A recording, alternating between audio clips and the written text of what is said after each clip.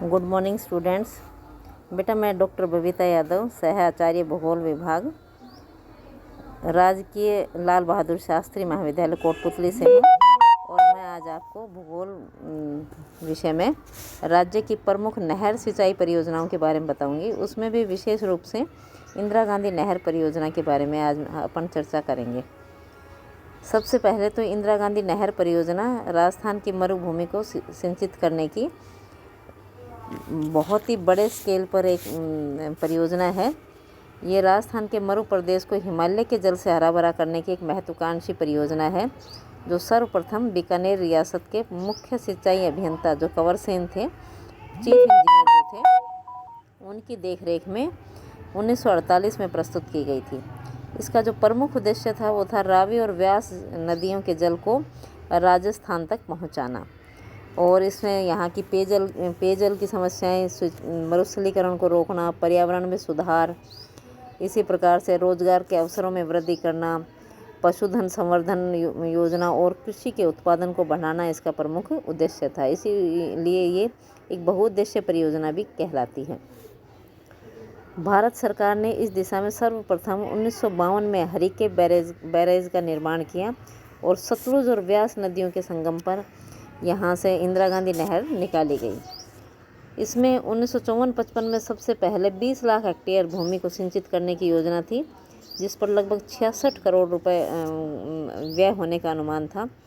इसके बाद धीरे धीरे ये और आगे बढ़ाई गई और राजस्थान की जीवन रेखा, जिसे मरुगंगा के नाम से भी जाना जाता है, इसकी आधारशिला 31 मार्च 1958 को तत्कालीन गृह मंत्री श्री गोविंद वल्लभ पंत के द्वारा रखी गई। 2 नवंबर 1984 को राजस्थान नहर परियोजना में इसका नाम इंदिरा गांधी नहर परियोजना रख दिया गया और 1961 को यहाँ नौरंगदेसर में सबसे पहले यहाँ पानी वितरित किया गया। इसके बाद राजस्थान के इतिहास में 1 जनवरी 1987 का दिन स्वर्णिम अक्षरों में लिखा जाएगा, जब ये मरुगंगा ने मरुस्थल को भेदते हुए 649 किलोमीटर लंबी जल की यात्रा पूर्ण की और इसका जल हिमाचल के पावन जल ने एक लंबा सफ़र तय करके जैसलमेर के मोहनगढ़ का स्पर्श किया। तो परियोजना का जो प्रारूप है वो बेटा 2 भागों में इसे बांटा गया है हरिके बैराज से। और फर्स्ट जो इसका जो वो है, इसका निर्माण कार्य वो राजस्थान फीडर के नाम से जाना जाता है और सेकंड इसका राजस्थान मुख्य नहर के नाम से जाना जाता है। अब आता है हमारा परियोजना का प्रारूप क्या है। फीडर की जो लंबाई है वो 170 किलोमीटर है, जो पंजाब और हरियाणा में, और 34 किलोमीटर राजस्थान में है। जो फीडर है वो मसीता वाली हनुमानगढ़ में प्रवेश करती है। इस फीडर का निर्माण जलापूर्ति के लिए किया गया है और इंदिरा गांधी फीडर नहर अंतिम छोर से अर्थात हनुमानगढ़ से 445 किलोमीटर लंबी आगे मुख्य नहर है, जो गंगानगर बीकानेर जिलों से निकलती हुई जैसलमेर ज़िले तक प्रस्तावित थी। बाद में इसे बाड़मेर के गडरा रोड तक बढ़ा दिया गया। इस परियोजनाओं को 2 चरणों में विभाजित किया गया है। हरिके बैराज से पुंगल तक कुल 393 किलोमीटर तथा मुख्य नहर है वो 3136 किलोमीटर लंबी शाखाओं के साथ है, जो लास्ट इसकी जो हवा लिफ्ट सिस्टम के अतिरिक्त इसे प्रथम चरण में रखा गया है। इस चरण का समस्त कार्य पूर्ण हो चुका है और इस चरण में कुल 5.81 लाख हेक्टेयर में सिंचाई का लक्ष्य निर्धारित किया गया है। इंदिरा गांधी नहर परियोजना के सेकंड चरण जो का कार्य है ये मुख्यतः प्रगति पर हो और 620 किलोमीटर से अंतिम छोर तक इसे सहवा लिफ्ट शाखा के द्वारा पानी पहुंचाया गया है। इस चरण में नहर की मुख्य लंबाई है वो 256 किलोमीटर है, जो पुंगल से मोहनगढ़ तक है। जैसलमेर के मोहनगढ़ कस्बे में सेकंड स्टेप है वो पूरा हो गया है, इसलिए इसे मोहनगढ़ कस्बे को IGNP यानी कि 0 पॉइंट भी कहते हैं। मुख्य नहर का निर्माण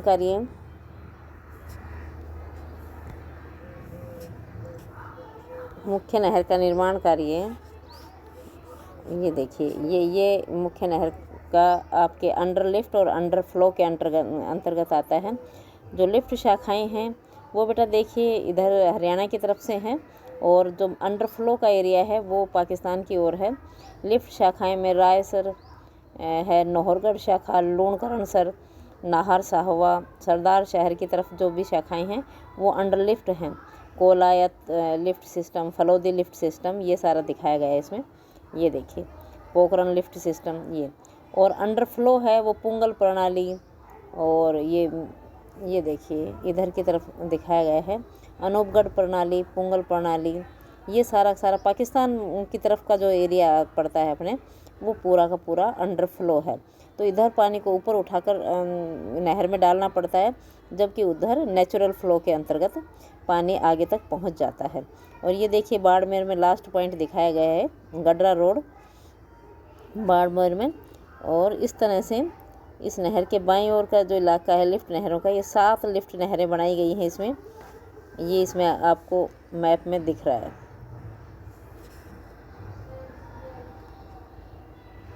तो इस प्रकार से हम कह सकते हैं कि इसका जो इस नहर सिस्टम का 7 मेजर पार्ट्स में डिवाइड किया गया है लिफ्ट सिस्टम के अंतर्गत।